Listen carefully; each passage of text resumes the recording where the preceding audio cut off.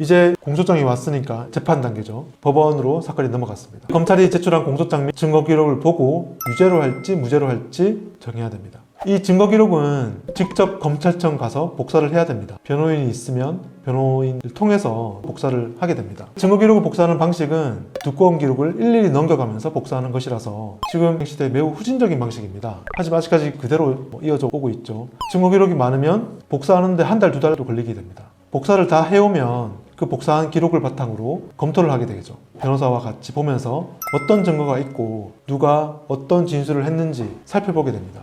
이런 것을 꼼꼼히 살피는 절차가 재판이 열리기 전 단계입니다. 여기서 변호사를 선임을 했다고 당신이 알아서 해주세요 라고 하면 사건이 오히려 잘못될 수가 있습니다. 변호사를 선임했다 하더라도 증거 기록이 없는 내용들을 다 알지 못하기 때문에 이 증거 기록에 숨겨진 의미가 어떤 건지, 그리고 이 사건이 있기 전에 또 어떤 일이 있었는지 자세하게 설명을 해줘야 됩니다. 그리고 증거 기록상 내용이 사실인지 왜곡되어 있는지 과장되어 있는지도 알려줘야 됩니다. 물론 꼼꼼히 다 알려줄 필요는 없지만 개략적인 내용이라도 알려줘야지 변호사가 그 사건에 대해서 정밀하게 깊이 있게 파고들 수 있습니다. 재판 첫날을 하게 되면 검사가 공소사실을 낭독합니다. 낭독한 이후에 재판장은 변호인에게 공소사실을 인정할 거냐 말 거냐 묻습니다. 만약에 내가 공소사실을 전부 다 인정한다면 변호사가 인정한다고 말하게 되겠죠. 하지만 무죄를 주장하기로 했다면 변호사가 검사의 공소사실을 왜 부인하는지 취지를 함께 설명합니다. 저 같은 경우에는 재판 7일 전에 모두 의견서를 작성해서 재판부에 미리 제출합니다. 그렇게 미리 제출해 놓으면 판사님이 직접 읽어보고 오기 때문에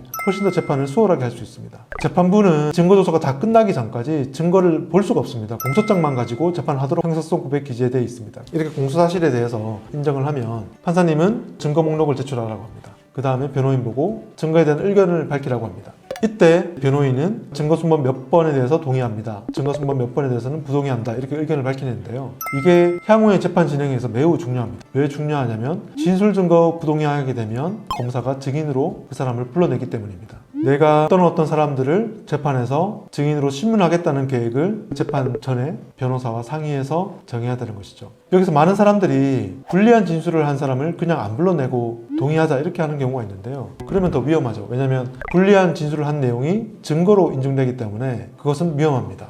아무리 불리하게 진술했어도 과장된 게 있거나 사실과 다른 측면이 있다면 정확히 증인신문 과정에서 이를 다투어야 됩니다. 다만 대규모 사기 피해 사건이나 보이스피싱 사건에서 피해자 전부를 다 불러내서 증인신문하는 것은 조심해야 됩니다. 불러내봐야 자신이 입은 피해 진술만 똑같이 할 뿐이기 때문에 공소사실 무죄를 다투는데 크게 도움이 되지 않습니다. 그래서 그중 핵심적인 피해자 몇 명만 불러내고 나머지는 입증 취지 부인으로 동의하는 게 필요합니다. 피해자 100명 전부를 증인으로 불러내면 재판장은 반드시 형량을 높이는 방식으로 할 수 있습니다. 재판 진행을 방해한다고 인식할 수 있기 때문에 조심해야 됩니다. 증거 인부 절차가 끝나면 부동의한 증인들이 불려 나옵니다. 이제 증인신문 재판이 진행이 되죠. 증인신문은 변호사의 능력을 보여주는 결정체이기도 합니다. 증인신문을 하게 되면 검사가 먼저 주신문을 하게 되고 변호인이 반대신문을 하게 됩니다. 반대신문은 그 사람이 거짓말하도록 유도하고 모순된 진술이 있음을 드러내는 절차이기도 합니다. 변호사가 이런 증인신문 과정에서 화를 내고 윽박지르는 경우가 있는데요. 이것은 정말 자제해야 됩니다. 증인신문 할 때는 증인이 최대한 많은 말을 쏟아내도록 해야 됩니다. 윽박지르지 않고 그냥 팩트 하나씩 진술하도록 해야 됩니다. 그래야 나중에 진술 중에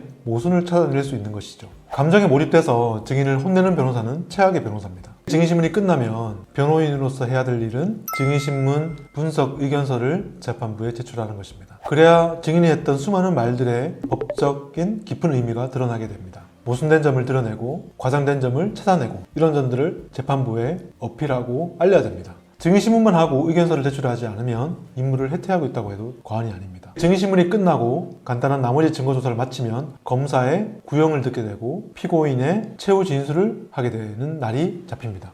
이게 보통 결심 공판이라고 하는데요. 검사 구형을 들으면 피고인들은 깜짝 놀랍니다. 생각했던 것보다 훨씬 더 많은 선고 형량의 2배 정도를 구형한다고 보시면 됩니다. 그리고 검사 구형이 끝나면 변호인의 최후 변론을 하게 됩니다. 최후 변론을 할 때는 쟁점에 대해서 핵심적인 내용으로 진술을 하는 것이 맞습니다. 저 같은 경우에는 변론할 내용을 암기를 하고 판사의 눈을 맞추면서 최후 변론을 하게 되는데 그렇지 않으면 굉장히 형식적인 절차로 끝나게 됩니다. 판사님이 최후 변론 내용을 기담에 듣게 하려면 판사의 눈을 맞추면서 최후 변론을 하도록 준비하는 게 필요합니다. 최후 진술을 할 때도 마찬가지입니다. 자신의 진실성을 입증하는 게 처음이자 마지막이기 때문입니다. 저는 최후 변론 전이나 직후에 변론 요지서를 작성해서 제출하는데요. 지금까지 진행된 재판의 주요 쟁점을 정리하고 피고인의 핵심적인 부분을 의견서를 만들어 제출합니다. 이 변론 요지서는 꼭 제출해야 된다고 생각되는데요. 이걸 하지 않으면 판사님이 많은 재판에서 나왔던 말을 정리하는 것이 힘들 뿐만 아니라 오히려 검사의 공소장만 보고 사건을 정리하는 경우가 있기 때문입니다.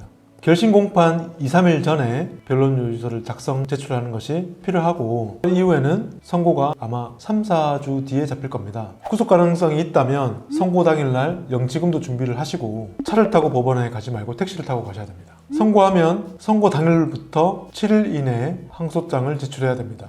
상고심도 마찬가지죠. 항소심 선고 7일 이내에 상고장을 항소심 법원에 제출해야 됩니다. 중요한 것은 재판 기록이 항소심이나 상고심에 접수됐다고 접수 통지가 가는데요. 접수 통지를 받은 날로부터 20일 이내에 항소 이유서를 작성해서 제출해야 됩니다. 항소 이유서를 제출하지 않으면 바로 항소 기각됩니다. 이것을 놓치면 상고 기각이 될 수 있다는 점을 명심을 하셔야 됩니다.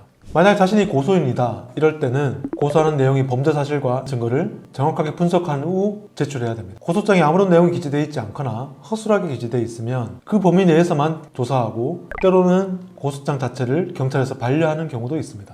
고소장이 허술하면 사건은 완전히 망치게 됩니다.